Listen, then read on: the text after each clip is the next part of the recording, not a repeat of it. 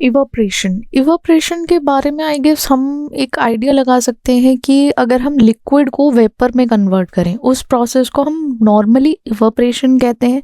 और इवापोरेशन कैसे करोगे आप? हीट के थ्रू ही तो करोगे ना। फिर उसको आप सेपरेट कर दोगे, जो आपका बचा कुचा जो लिक्विड फेज है उसको हटा दोगे उसमें से।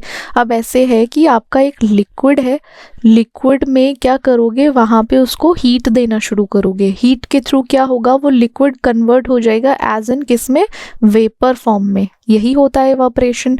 अब इसको हम वाइडली इंडस्ट्रीज में यूज़ करते हैं, जैसे कि कंसंट्रेटिंग सॉल्यूशंस हैं, किसी मटेरियल को ड्राई करना है हमें, या हमें कोई चीज़ अपनी वैल्यूएबल रिकवर करनी है किसी भी सब्सटेंस की, तो उसमें यूज़ कर सकते हैं। बहुत टाइम पे ऐसा क्या होता है ना कि जैसे आप कभी भी फ़िल्टर करते हो, तो फिल्टर करने के बाद उसमें जो प्रेसिपिटेट फॉर्म हुआ है आपका, कोई भी एज इन मान के चलो केमिकल रिएक्शन के टाइम पे प्रेसिपिटेट फॉर्म हुआ, प्रेसिपिटेट फॉर्म होने से क्या होगा, आप क्या करोगे, उसमें जो एज एन मॉइस्चर कंटेंट है, ऐसे मान के चलो उसमें मॉइस्चर कंटेंट हुआ, या कोई भी एज एन लिक्विड फॉर्म में है, तो आप क्या करोगे, उसको हीट करोगे, उसको ड्राई करने की कोशिश करोगे या उससे इवापोरेट करोगे। तो उससे क्या होगा, हीट करने के बाद वो मॉइस्चर जो है वो इवापोरेट हो जाएगा और आपके पास क्या आ जाएगा, आपका सॉलिड फॉर्म में प्रेसिपिटेट आ जाएगा। ठीक है, ऐसे यूज़ कर सकते हैं हम, इसको यूज़ करते हैं इवापोरेशन को।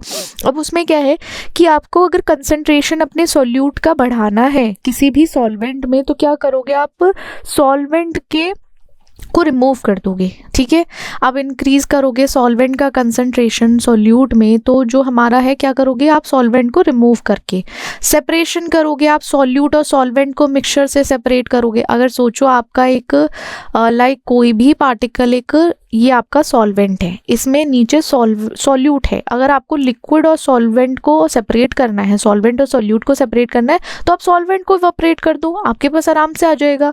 प्यूरिफिकेशन में आप इम्प्योरिटीज़ को रिमूव कर सकते हो, या फिर आपके पास कोई भी अनवांटेड वॉलेटाइल कंपोनेंट्स हैं उसमें यूज़ कर सकते हैं।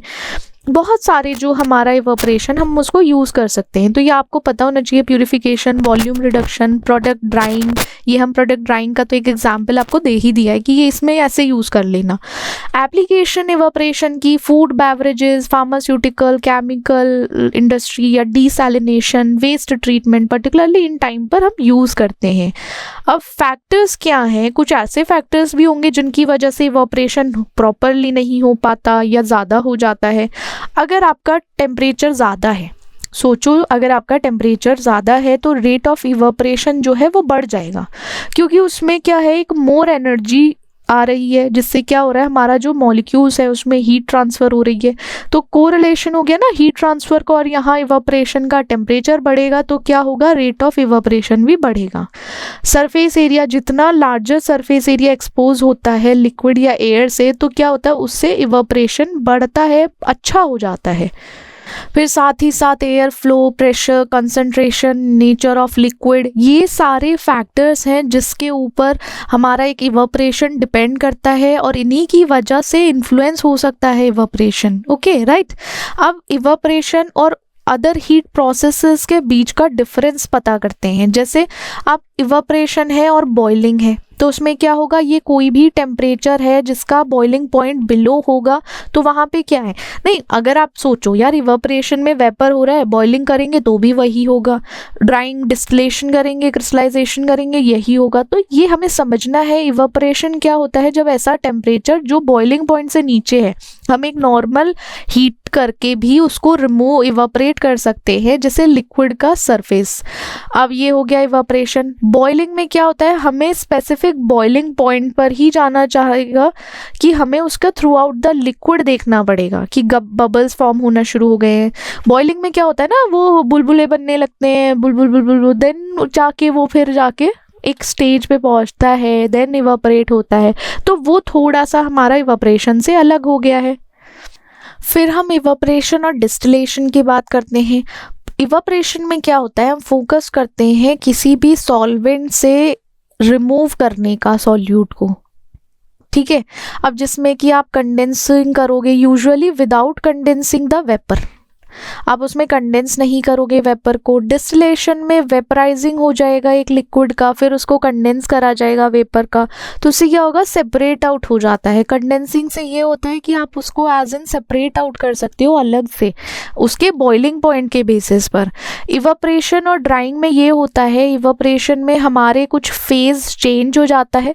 जैसे हमारा फेज चेंज में आप ये जो इवापरेशन देख रहे हो ना, ये सारा evaporation, boiling, distillation, drying, crystallisation में ये सारी एज एन इवापरेशन की प्रॉपर्टीज हैं जो आप एक साथ कंबाइन करके रख लेना। Okay right.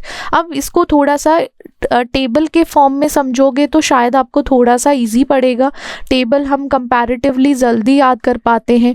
अब अगर जैसे आपका एस्पेक्ट है, इवापरेशन में फेज चेंज होती है लिक्विड से वेपर में, करेक्ट। अब फेज चेंज होती है liquid to vapour throughout the liquid, पूरे लिक्विड के फॉर्म में इसमें एक तरीके से चेंज हो जाएगा। अब डिस्टिलेशन में वेपराइजिंग होगा एक लिक्विड का और कंडेंस किया जाएगा वेपर को, जिससे कि सेपरेट हो जाए हमारा कंपोनेंट। रिमूविंग, ड्राइंग में क्या होता है, मॉइस्चर को रिमूव करते हैं सॉलिड और सेमी सॉलिड मटेरियल से जिसमें हम हीट या एयर फ्लो करते हैं, करेक्ट। जब आप हीट या एयर फ्लो दोगे तभी उसमें से हमारे किसी सॉलिड या सेमी सॉलिड से क्या होगा, मॉइस्चर निकल पाएगा, मॉइस्चर रिमूव हो जाएगा। क्रिस्टलाइजेशन में सॉलिड क्रिस्टल में फॉर्म करोगे किससे, सॉल्यूशन से। जैसे कि आपका कोई सॉल्वेंट है, उसमें आप एज एन इवापरेट करोगे, सॉल्वेंट इवापरेट होगा, फिर कूल डाउन होगा, तो उससे क्या होगा, एक सॉलिड क्रिस्टल फॉर्म हो जाएंगे। टेम्परेचर की अगर बात करें तो इवापरेशन में एक नॉर्मल टेम्परेचर चाहिए या किसी भी टेम्परेचर पे इवापरेशन हो सकता है बॉइलिंग पॉइंट से कम। टेम्परेचर इवापरेशन में बॉइलिंग पॉइंट से कम होता है। बॉइलिंग पॉइंट में बॉइलिंग पॉइंट ही होना चाहिए। आपका जो बॉइलिंग है उसमें आपका टेम्परेचर एज इन उसकी कंपाउंड की बॉइलिंग पॉइंट पर ही जाकर होगा। अब डिस्टिलेशन में उसमें हीटिंग होती है, हीटिंग से बॉइलिंग पॉइंट होता है, फिर कंडेंसिंग वेपर होता है। हीट करोगे, फिर उसके बॉइलिंग पॉइंट पर पहुंचोगे, बॉइलिंग पॉइंट के बाद जो वेपर आएंगे, वेपर को आप क्या करोगे, कंडेंस करोगे।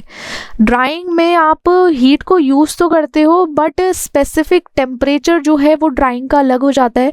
अगर आप मान के चलो आपको कोई भी कंपाउंड या आपको अपना जो प्रेसिपिटेट है या जो भी आपको एज इन लाइक ड्राई करना है, तो उसके लिए स्पेसिफिक टेम्परेचर चाहिए, वरना क्या होगा, आपका वो कंपाउंड खराब हो सकता है।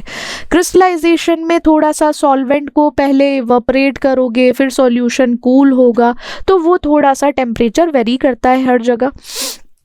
लोकेशन, ये क्या होता है, इवापरेशन जो होता है वो surface of the liquid, liquid का जो सरफेस है तब होता है। Boiling through out the liquid रहेगा। अब इसमें बोथ वेपराइजेशन भी होगा, कंडेंसेशन भी होगा। डिस्टिलेशन में मॉइस्चर सिर्फ रिमूव किया जाता है सरफेस मटेरियल से। अब सॉल्वेंट को इवापरेट किया जाएगा, फिर सॉलिड जो है उसको फॉर्म किया जाएगा जब सॉल्वेंट हमारा धीरे धीरे कम होने लगेगा। धीरे कम होगा, जैसे कम होगा वैसे उसको कूल डाउन कर लेंगे सॉल्यूशन के अंदर, तो क्या होगा, क्रिस्टलाइजेशन फॉर्म होगा। हमारा जो इवापरेशन का मेन फोकस होता है उसे सॉल्वेंट को रिमूव करना। फेज चेंज होगी, कंडेंसेशन नहीं होता, ट्रांजिशन होता है लिक्विड से वेपर में, फिर लिक्विड से वेपर में बबल फॉर्मेशन होगी, कंडेंसेशन नहीं है।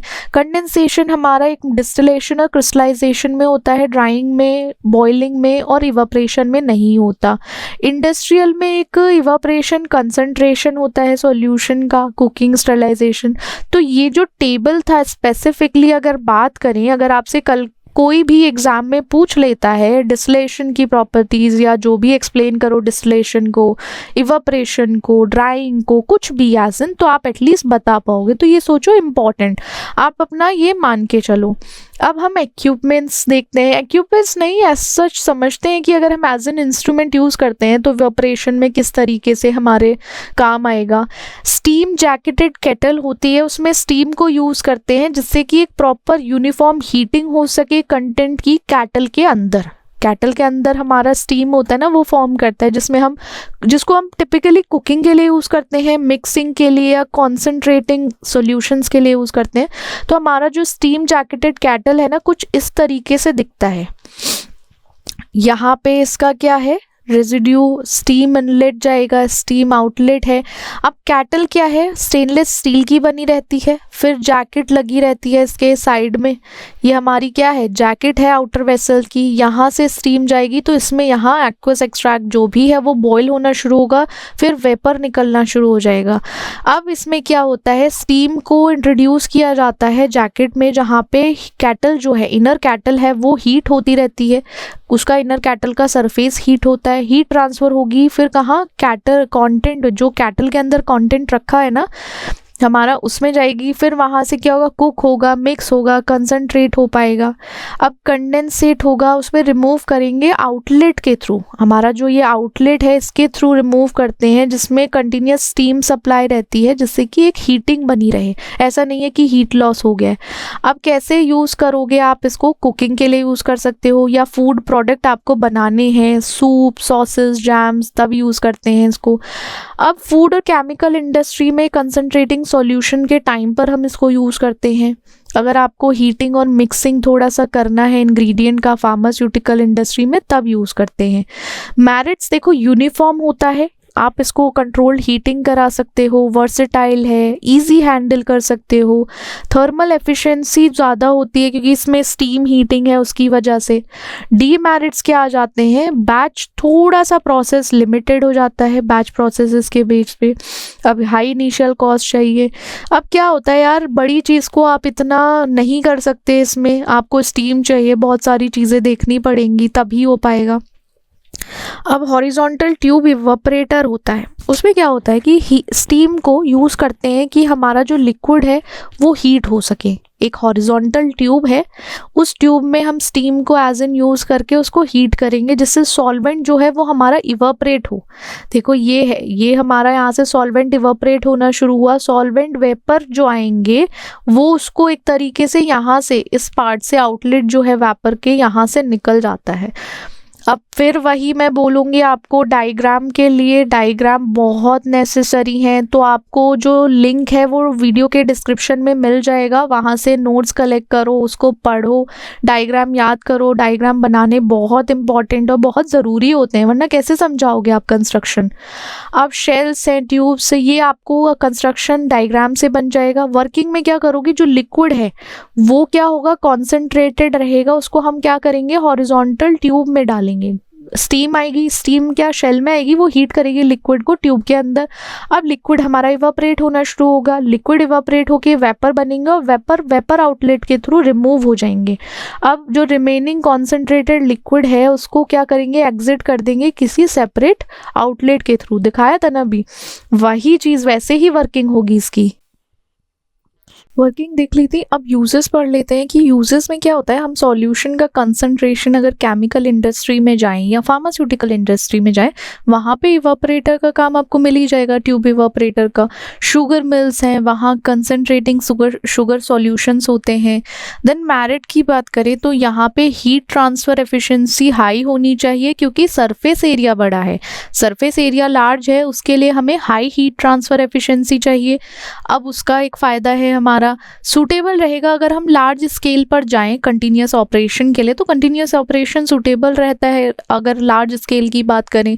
अब इसमें क्या होता है, ट्यूब्स में फाउलिंग हो सकती है, पोटेंशियली चांसेस हैं कि हो सकता है वो फाउल हो जाए। फिर उसके लिए केयरफुल कंट्रोल चाहिए जिससे कि ओवर कंसंट्रेशन ना हो, कि ओवर कंसंट्रेशन को प्रिवेंट करने के लिए हमें थोड़ा ध्यान रखना चाहिए। थोड़ा सा इसका जो कंस्ट्रक्शन है वो आपको कॉम्प्लेक्स हो जाएगा, साथ ही साथ मेंटेन करने में आपको कॉम्प्लेक्सिटी फेस करनी पड़ सकती है। अब क्लाइंबिंग की बात करें, इसमें पेड़ पर नहीं चढ़ना इस एक तरीके से, बट स्टिल कि हमारा जो लिक्विड है उसको चढ़ना है। अब इसमें क्लाइंबिंग फिल्म इवेपोरेटर से याद रखो कि इसमें क्या होगा, एक थिन फिल्म होगी लिक्विड की, वो क्लाइंब अप करेगी वॉल को, किसकी, हीटेड ट्यूब वॉल की को क्लाइंब करेगी। इसको हम एक तरीके से उससे समझेंगे, हमारा जो कंस्ट्रक्शन के बाद इक्विपमेंट आता है तो उससे क्या होता है, देखो इसमें इवेपोरेशन बढ़ जाता है क्योंकि सरफेस एरिया बड़ा है और हमारा जो फ्लूइड है या फिल्म है, जो हमने फिल्म तैयार की थी लिक्विड की, वो रिड्यूस कर देता है, एक तरीके से थिकनेस कम हो जाती है तो सरफेस एरिया बढ़ जाता है। अब एज इन जैसे ये हमारा एक कंस्ट्रक्टेड साइट है, इसकी वर्किंग क्या होगी, हमारा लिक्विड को हम सबसे पहले ना इंट्रोड्यूस करेंगे वर्टिकल उसमें, ये हमारा फीड इनलेट हो गया। अब लिक्विड हीट होना शुरू करेगा, वहीं पर वेपर बबल्स फॉर्म हो जाएंगे। वेपर बबल्स जब जैसे फॉर्म होना शुरू करेंगे ना, उससे क्या होगा, लिक्विड हमारा राइज होना शुरू करेगा। राइज होने के बाद थिन फिल्म फॉर्म होगी ट्यूब वॉल्स पर। ये जो हमारी ट्यूब वॉल्स है ना, वहाँ पे थिन वॉल बनना शुरू हो जाएगी। जैसे ही हमारी फिल्म क्लाइंब होना शुरू होगी ट्यूब में, तो क्या होगा, वेपर जो है वो अपवर्ड फोर्स में जाएगा। ठीक है, वेपर जो है, वेपर की वजह से वो क्लाइंब अप होना शुरू होगी। फिर साथ ही साथ इस प्रोसेस के साथ में इवेपोरेशन शुरू हो जाएगा। वेपर को हम टॉप से फिर रिमूव कर लिया जाएगा। यहाँ से देखिए, ये यहाँ से रिमूव आउट हो जाएगा। रिमूव करने के बाद वो क्या करेगा, वो कॉन्सेंट्रेटेड लिक्विड हमारे सेपरेट आउटलेट में चला जाता है। ये पूरा प्रोसेस है, यहाँ से हमारा इनलेट हुआ, यहाँ पे हमारा क्या हुआ, कंडेंसेट है। इस पूरे प्रोसेस के थ्रू ऐसे समझो कि हमारा जो फ्लूइड है, वो फ्लूइड कैसे हुआ, वो क्लाइंब करना शुरू किया। कहाँ पर, वो हमारे वर्टिकल ट्यूब से क्लाइंब होना शुरू हुआ। कहाँ गया, ट्यूब वॉल्स पर। ट्यूब वॉल्स पर जाने के बाद उसका एक वेपर फॉर्म हुआ। एट द एंड आपको बस यही ध्यान में रखना है कि आपका जो फ्लूइड है या जो लिक्विड है, लिक्विड क्या हुआ, एज इन इवेपोरेट होना है। ये हमें अपने माइंड में ध्यान रखना है और हमें हमेशा पता होना चाहिए कि हमारा इवेपोरेशन होना है तो लाइक लिक्विड वेपर फॉर्म में आएगा। तो उस बेसिस पर आप इजीली वर्किंग को लिख सकोगे, अपने साइड से बना के लिख सकते हो। यूजेस इसमें कंसंट्रेशन होती है हीट सेंसिटिव लिक्विड, जैसे कि हमारा लाइक कोई भी फूड इंडस्ट्री है, फार्मास्यूटिकल है, तो पर्टिकुलरली हम वहाँ यूज़ कर सकते हैं। अगर आपको सॉल्वेंट में इवेपोरेशन कराना है किसी सॉल्यूशन में, तो क्या करोगे, आप एक्सट्रैक्ट के प्रोडक्शन में यूज़ कर सकते हो, उसको कंसंट्रेट में यूज़ कर सकते हो। आप मान के चलो आपका एक सॉल्यूशन है। सॉल्यूशन का मतलब क्या होता है, सॉल्यूट प्लस सॉल्वेंट। ठीक है, अब सॉल्यूशन में से हमको सॉल्वेंट इवेपोरेट करना है तो क्या बचेगा, एट द एंड हमारे पास सॉल्यूट ही बचेगा जो हमें चाहिए। हमें एक्सट्रैक्ट का या कंसंट्रेट का सॉल्यूट मिल जाएगा, उसका प्रोडक्शन के लिए हम इवेपोरेशन कर सकते हैं, इसको यूज़ कर सकते हैं। हीट ट्रांसफ़र के लिए एफिशिएंट है क्योंकि यहाँ पे ना थिन फिल्म बनती है। थिन फिल्म होने की वजह से क्या होता है, सरफेस एरिया बड़ा हो जाता है। अब सरफेस एरिया बड़ा हो जाता है, उस हिसाब से इजीली इवेपोरेशन हो पाता है। अब जैसे कुछ हीट सेंसिटिव मटेरियल्स भी होते हैं जिनका शॉर्ट रेजिडेंस टाइम होता है, तो वहाँ पे पर्टिकुलरली इसको यूज़ कर सकते हैं, इस इक्विपमेंट को। देन अगर हम जाएं हाई इवेपोरेशन रेट की बात करें तो बहुत ज़्यादा होता है, अच्छे से काम कर पाएगा और अच्छे से ये हम प्रोसेस भी कर सकते हैं। कॉम्प्लेक्स है, देखो डिज़ाइन जितने इक्विपमेंट्स के हैं, अगर उसमें थोड़ा सा दिमाग लगा है तो समझो थोड़े कॉम्प्लेक्सिटी तो आएगी। ऑपरेशन भी उसका जो वर्किंग होगी, प्रोसीजर होगा, वो भी ऐसा ही होगा।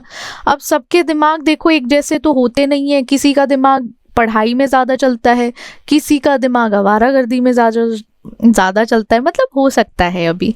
अब फोर्स सर्कुलेशन इवेपोरेटर होता है, उसमें हम मैकेनिकल पंप को यूज़ करते हैं कि जिससे हमारा लिक्विड सर्कुलेट हो सके इवेपोरेटर के थ्रू। हम अपने, वो होता है ना कि कोचिंग कर लो MBBS की या फिर JEE की, ये सारी होती है ना नीट की कोचिंग और ये सब, तो उसमें क्या होता है, एक्सटर्नल पुश लगता है, किसका, सोसाइटल प्रेशर का, या फिर एक तरीके से सोसाइटी के साथ साथ पेरेंट्स का प्रेशर भी लगता है। तो क्या होता है, अगर ऐसा लगा तो क्या होगा, इवेपोरेट हो जाओगे। तो इसलिए क्या है, क्योंकि एग्जॉस्ट हो जाते हैं ना एक टाइम पे जाके। सेम वैसे ही फोर्स सर्कुलेशन इवेपोरेटर है हमारा। मैकेनिकल पंप होता है, वो सर्कुलेट करता है लिक्विड को इवेपोरेटर के थ्रू, पूरे इवेपोरेटर के थ्रू निकालेगा, जिससे क्या होगा, हीट ट्रांसफर रेट बढ़ जाएगा और फाउलिंग या स्केलिंग नहीं हो पाएगी, वो प्रिवेंट कर लेगा। कंस्ट्रक्शन कुछ इस तरीके की होगी, देखने को मिलेगी। आप हीट एक्सचेंजर यूज़ करते हैं यहाँ पे। हमारा शेल एंड ट्यूब डिज़ाइन था ना कि उसमें हमारे शेल्स रहते हैं, उसके अंदर देखो ये शेल्स हो गए मान के चलो, इसमें ट्यूब्स हैं, तो एक में क्या होगा रन करेगा टिपिकली, एक में कोल्ड फ्लूइड होगा, एक हमारा हॉट फ्लूइड होगा, तो इस तरीके से मूव करता रहेगा, उसमें एक्सचेंज होगी हीट। सर्कुलेटरी पंप्स हैं जो सर्कुलेशन में हेल्प करेंगे, फोर्स करेंगे कि लिक्विड को हीट के थ्रू या हीट एक्सचेंजर के थ्रू निकाला जाए। देन इवेपोरेटर बॉडी, जो लिक्विड फ्लश्ड हो चुका है या लिक्विड हमारा इवेपोरेशन वेपर फॉर्म में आ गया है या लिक्विड फेजेस में चला गया है, तो उसको सेपरेट करना है। सेपरेट करने के बाद हम उनको कंडेंस भी करते हैं। मतलब एक आप चीज़ सोचो ना, इतनी छोटी सी चीज़ को कॉम्प्लिकेट करना इतना ज़रूरी नहीं है। Everything is very simple, we make it complicated. हम लोग ही कॉम्प्लिकेट करते हैं। देखो इतना आसान कि इवेपोरेशन का था, फालतू में इन्होंने क्लाइंबिंग लगा दिया उसमें, फिर उसके बाद और सारी चीज़ें अटैच कर दी। देन चलो इट्स ओके, सबकी अपनी अपनी दिमाग की उपज है। देन वर्किंग देखते हैं। लिक्विड जो है वो इवेपोरेट होगा, जैसे उसको लिक्विड को प्रोसेस होके इवेपोरेशन के थ्रू प्रोसेस होगा, पंप हो जाएगा, हीट एक्सचेंजर के पास पहुंचेगा, वहाँ पे हीट मिलेगी, उसको हीट करेंगे। हीट करने के बाद लिक्विड हमारा इवेपोरेटर बॉडी में जाके वेपर फॉर्म में कन्वर्ट हो जाता है या लिक्विड फॉर्म में है। अब जैसे ही वेपर में जाएगा तो उसको अलग अलग होना पड़ेगा, सेपरेट होना पड़ेगा, जिसकी वजह से कंडेंसर में जाएगा, कंडेंस होगा। फिर वो कंसनट्रेटेड लिक्विड हम फिर से रिसर्कुलेट करेंगे, क्योंकि ऐसा नहीं है ना पूरा वेपर फॉर्म आ गया, जो कंडेंस्ड हुआ लिक्विड है तो उसका क्या होगा, उसको फिर से हमें रिसर्कुलेट करना पड़ेगा, फिर से एक्स्ट्रा लाइक इवेपोरेट करने के लिए। फिर साइकिल फिर से कंटिन्यू होगी जब तक कि हमें एक डिजायर्ड कंसंट्रेशन अचीव नहीं हो जाता। वो होता है ना, बार बार अटेम्प्ट देते रहते हैं जब तक कि हमें रिजल्ट ना मिल जाए। तो सेम उसी तरीके से वर्क करता है ये। अब कुछ हीट सेंसिटिव होते हैं या विस्कस सॉल्यूशन है, आप इसको तब यूज़ कर सकते हो। डेयरी प्रोडक्ट्स या डेयरी इंडस्ट्री है, फार्मास्यूटिकल केमिकल इंडस्ट्रीज में पर्टिकुलर यूज़ करते हैं। मैरिट्स और डीमेरिट्स की बात करें, देखो इसमें हीट ट्रांसफर कोफिशिएंट हाई होता है क्योंकि फोर्स सर्कुलेशन है, क्योंकि एक्स्ट्रा आउटपुट या ये समझो मेहनत लगने वाली है तो हाई हीट ट्रांसफर चाहिए। अब देखो फोर्स पंप है, इसमें हम पंप ही यूज़ कर रहे हैं, मैकेनिकल पंप, तो हमारा क्या होगा, हाई एनर्जी चाहिए, तो ये इसका एक डीमेरिट डिसएडवांटेज बन जाता है। बट साथ ही साथ देखें तो इसमें हमारा हीट एक्सचेंजर की वजह से फाउलिंग नहीं होगा, स्केलिंग नहीं होगा, तो वो हमारे लिए फ़ायदेमंद है कि इफेक्टिव रहेगा। अगर जैसे विस्कस या कोई भी हीट सेंसिटिव लिक्विड है तो हम क्या कर सकते हैं, इसको यूज़ कर सकते हैं। बट इसका कंस्ट्रक्शन, वही बात हो गई, ज़्यादा ही कंस्ट्रक्शन के चक्कर में कॉम्प्लेक्स कर दिया है इसको, सिंपल चीज़ को इतना टिपिकल कर दिया, तो वही डीमेरिट है। कंस्ट्रक्शन में भी, ऑपरेशन में भी इनिशियल और मेंटेनेंस कॉस्ट भी बढ़ जाती है, ज़्यादा पैसा खर्च करो। मल्टीपल इफेक्ट इवेपोरेटर में क्या होता है, MEE जो है हमारा, इसमें वेपर प्रोड्यूस होती हैं। एक इफेक्ट होता है, वन इफेक्ट या स्टेज से बोल लो, वो दूसरे इफेक्ट पर जाता है, या एक स्टेज से दूसरे स्टेज पे मानो। एक हमारी वन स्टेज है, आप गेम खेलते हो ना, गेम से एक स्टेज से दूसरे स्टेज पर जाते हो, तो वही ऐसा है यहाँ पे। क्या होता है, जैसे हीट होगा, हीट के थ्रू ही one stage to second stage जाएगा, इफेक्ट होगा, वहाँ पे रीयूज होगी एनर्जी, जिससे कि एफिशिएंसी बढ़ जाती है।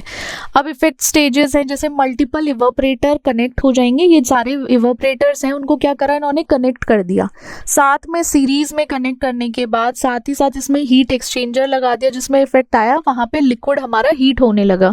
हीट होते ही आपको पता है वो वेपर बनाएगा, वेपर फॉर्म होगा। जैसे ही क्या होगा, हमारा ईच इफेक्ट की वजह से, जहाँ जैसे जैसे इफेक्ट है ना, अब यहाँ से सोचो ये हमारा फीड है, ये ऐसे करके चलना शुरू होगा, तो क्या होगा, वो इवेपोरेट होना शुरू होगा हर इफेक्ट में। साथ ही साथ इनिशियल लिक्विड रहेगा, फिर कॉन्सेंट्रेटेड आउटपुट भी आएगा, फीड और प्रोडक्ट टैंक भी साथ में इंक्लूड। तो ये सीरीज है, वन बाय वन, एक स्टेज से आप वन स्टेज से दूसरे स्टेज पर ही तो पहुंचोगे, दूसरे से तीसरे पे पहुंचोगे।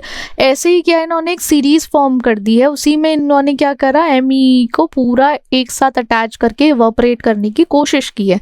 ये डिफरेंट अप्रोचेस हैं सबकी, सारे जितने पीपल जिनके जितनी कॉम्प्लेक्सिटी है माइंड की, तो उतने डिफरेंट अप्रोच है उनके। अब लिक्विड को, फीड लिक्विड को आप एंटर करोगे सबसे पहले फर्स्ट इफेक्ट में, तो जब हीट होना शुरू होगा तो स्टीम के थ्रू होगा, पार्शियली क्या होगा, पार्शियली फुल्ली इवेपोरेट नहीं होगा, बट पार्शियली इवेपोरेट होना शुरू हो जाएगा। फिर वेपर जो है वो फर्स्ट इफेक्ट के बाद हम यूज़ करेंगे उसको as a heating medium for the second one. मतलब इसको हम एज ए, जैसे फर्स्ट स्टेज से सेकंड स्टेज पे जाते हैं ना, फर्स्ट का जो हम पढ़ के आए हैं या फिर हम फर्स्ट पे जो गेम खेल के आए हैं, तो उसका एक जो आपको एक्सपीरियंस है वो आपको सेकंड में यूज़ करने को मिलेगा। तो इसी तरीके से जो वेपर फर्स्ट इफेक्ट में आई थी उसको हम हीटिंग की तरह यूज़ करेंगे सेकंड में। फिर इस प्रोसेस को कंटिन्यू करेंगे मल्टीपल इफेक्ट्स में, कंटिन्यू करते रहेंगे कि जो फर्स्ट का वेपर था वो सेकेंड में हीटिंग मीडियम की तरह यूज़ कर दिया, जो सेकेंड में जितना ज़्यादा प्रोड्यूस हुआ उसको हमने थर्ड में यूज़ कर लिया हीटिंग मीडियम की तरह। तो ऐसे क्या होगा, आपका एक लाइक लोअर प्रेशर और टेम्परेचर पे चेंजेस आते रहेंगे, सब्सिक्वेंट इफेक्ट जो है वो देखने को मिलेगा, और फाइनल प्रोडक्ट है वो एक कंसंट्रेटेड लिक्विड होगा, साथ ही साथ हमारी जो वेपर है वो कंडेंस्ड हो जाएगी। अब इसको हम यूज़ कैसे करेंगे, अब जैसे कोई भी कंसंट्रेटिंग सॉल्यूशन है शुगर में, ठीक है, concentrating solution in the sugar, तो क्या होगा वहाँ पे हम पर्टिकुलरली इसको यूज़ कर सकते हैं। Desalination, pulp and paper, chemical industry, मतलब यार देखो एक हद है हर चीज़ में, अगर देखा जाए ना तो बस फालतू की चीज़ें इन्होंने ऐड ऑन कर दी हैं, चीज़ें सिंपल, वही मैं चीज़ बोल रही हूँ, सिंपल चीज़ों को भी थोड़ा सा इन्होंने कॉम्प्लिकेटेड कर दिया है।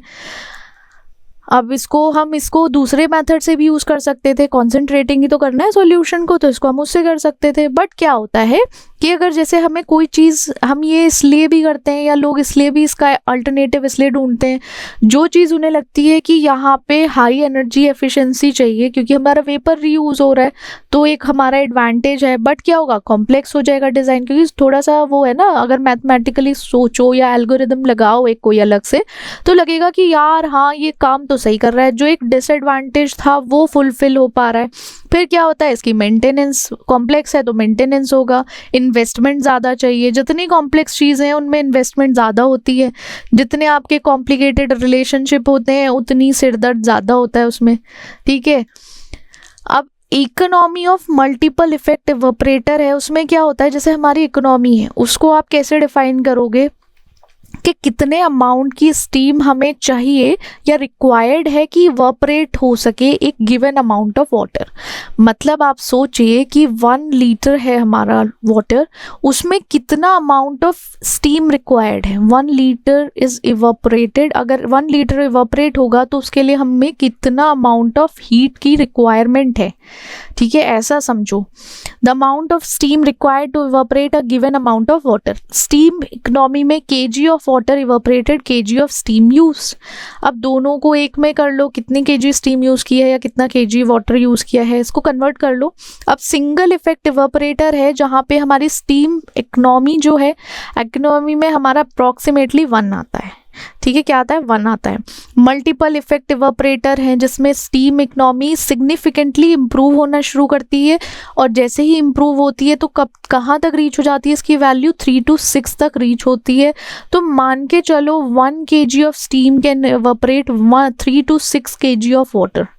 ऐसे समझो कि अगर 1 kg हमारी हीट यूज हो रही है, कितना kg वाटर उड़ाने में, 3 to 6 kg वाटर को उड़ा देगा। वही है कि आपका कितना पावर चाहिए आपको किसी को मारपीट करने में, कि कितना 45 kg का बंदा 120 वाले को तो नहीं मार सकता एक तरीके से देखा जाए, अनटिल एंड अनलेस उसकी मसल्स और स्ट्रेंथ हो उसके पास। तो सेम फैक्टर्स क्या अफेक्ट करते हैं, देखो नंबर ऑफ इफेक्ट, जितने ज़्यादा इफेक्ट होंगे तो उससे क्या होता है, बेटर इकोनॉमी होती है। अब ये इतने कॉम्प्लेक्स इन्होंने डिज़ाइन किए हैं ना, कॉम्प्लेक्स डिज़ाइन का रीज़न भी यही है कि उन्होंने कॉम्प्लेक्सिटी इसलिए बढ़ाई है कि जिससे उनकी इकोनॉमी बेटर हो सके। अगर उन्हें स्टीम कम यूज़ करके ज़्यादा इवेपोरेट कर पा रहे हैं तो वो उनके लिए एक तरीके से अच्छा है। तो इसमें क्या होता है, अगर आप उसको बेटर इकोनॉमी बनाते हो तो क्या होगा, उसकी कॉम्प्लेक्सिटी बढ़ेगी, कॉस्ट प्राइस बढ़ेगा, ठीक है। और देन टेम्परेचर डिफरेंस, अगर स्मॉलर टेम्परेचर डिफरेंस भी आता है इफेक्ट रिड्यूस हीट लॉस के बीच में, तो वो भी इकोनॉमी को हर्ट करेगा। हर्ट मतलब लाइक उसको इफेक्ट पहुंचाएगा, उसको कुछ ना कुछ तो प्रॉब्लम होगा वहाँ पे। हीट ट्रांसफ़र एरिया में जो लार्ज एरियाज होते हैं वो हीट ट्रांसफ़र एफिशिएंसी को इंक्रीज करते हैं। देन फीड फ्लो कॉन्फ़िगरेशन जो है, जैसे हमारा फॉरवर्ड फीड है या बैकवर्ड फीड है या मिक्स्ड फीड है, तो उसमें क्या होता है, वो ओवरऑल एफिशिएंसी और इकोनॉमी को अफेक्ट करता ही करता है। ये समझ के चलो कहीं ना कहीं ये जो फैक्टर है, number of heat effects, temperature difference, heat transfer area या फीड फ्लो कॉन्फ़िगरेशन, इसकी वजह से हमारी इकोनॉमी हर्ट होती है, इकोनॉमी पर अफेक्ट पड़ता है, चेंजेस आते हैं, और वो एक तरीके से हमारे लिए इवोपरेशन के टाइम पे आई गेस वो डिसएडवांटेज रखेगा ही रखेगा। Okay right.